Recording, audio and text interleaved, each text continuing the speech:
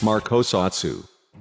Do your friends or anyone online ever constantly recommend a game to play? You know the type. Oh, you should play this game, you'll definitely like it. And you agree, but just never get around to it? For me, that game was Slay the Spire.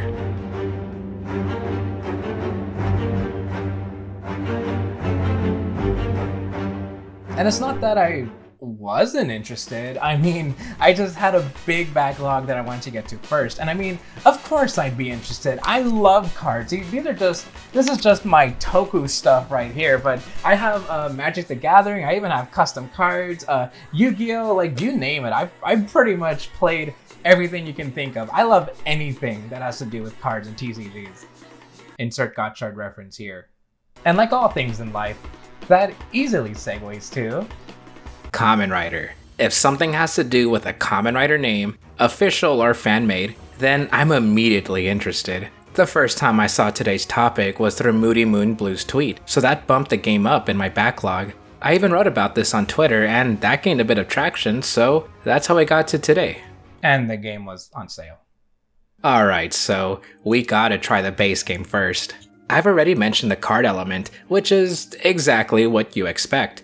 Cards are how you attack and use abilities, but the game itself is a roguelike, where you traverse the Spire level by level, getting stronger with a bigger deck and special relics, until you die and start from zero.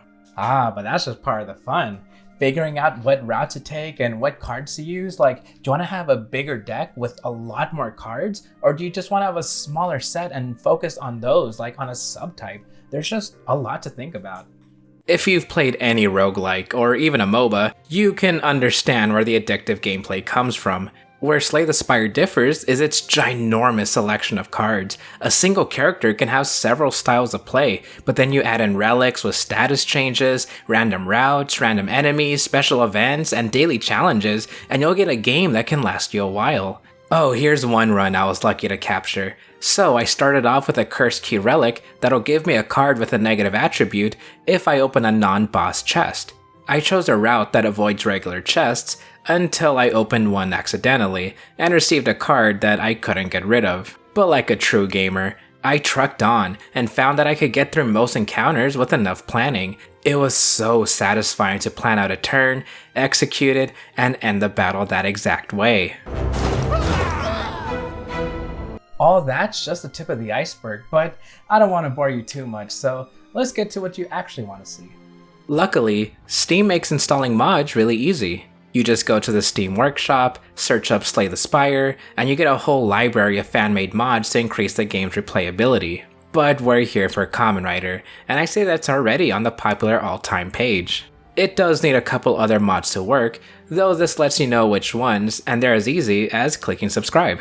Let's go over to our library and open up Slay the Spire with mods. Yeah, I know, I have a lot of games. Maybe that's why it's taking me so long to get a video out. If you did it right, then you'll see a mod option on the main menu. Let's start up a run and... Oh, I love that character card. So simple, yet so cool. Now for our first encounter. Hey wait, I've seen these sprites before. They were also used in Mugen. Not that that's a bad thing, because after all, it's a free mod. And hey, if credit was given, then I see this more as a community effort.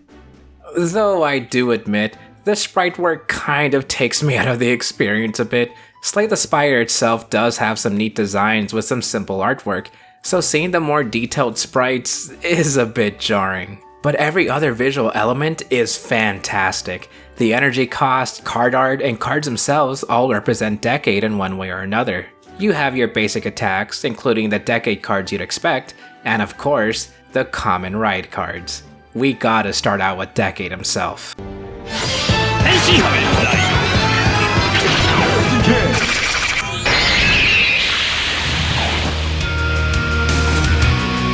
Whoa, show accurate sounds and music, but jeez, it is loud. The theme plays in the back, which is neat at first, but it plays on loop and then I start to mute it. Good luck to those who want to stream this on YouTube, because YouTube copyright is a... Our encounter is done, and my first impression is... not great. It's a lot to take in, which is normally fine. I don't mind complex mechanics, though Decade is a character that more so is like 11 characters in one. Duh. You start every encounter as an untransformed Sakasa, with basic attack cards that everyone can use.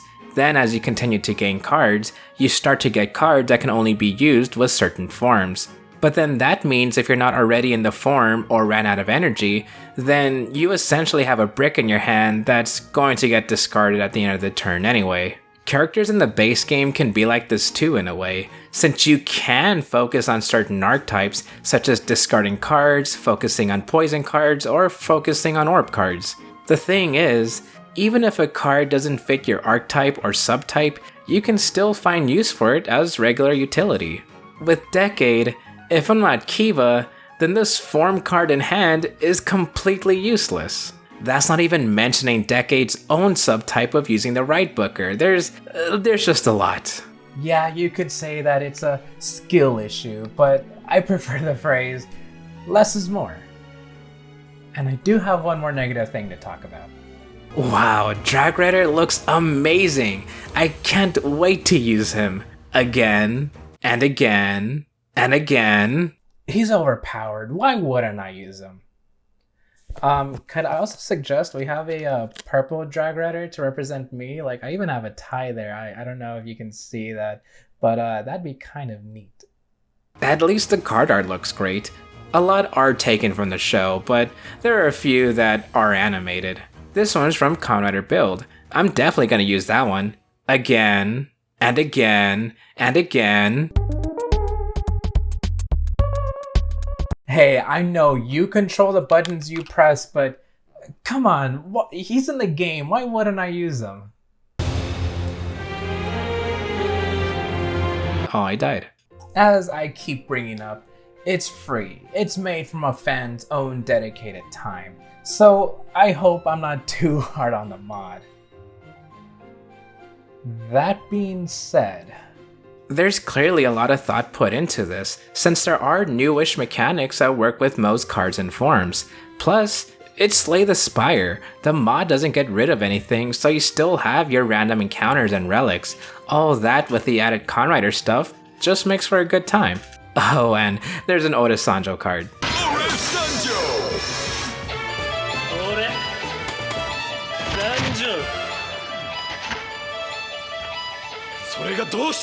In the end, it's a neat mod. It's not really my thing. In fact, I'm probably never going to touch it again after this. But hey, Slay the Spire itself is really good, and you have this whole sea of mods outside of the Kamen Rider one. So just for that alone, I'd highly recommend checking it out. Hey, post-credit coast here. The game review thing is new to me, but if you're enjoying these so far, then hey, I'm all down for recommendations too, and I'll see you next time.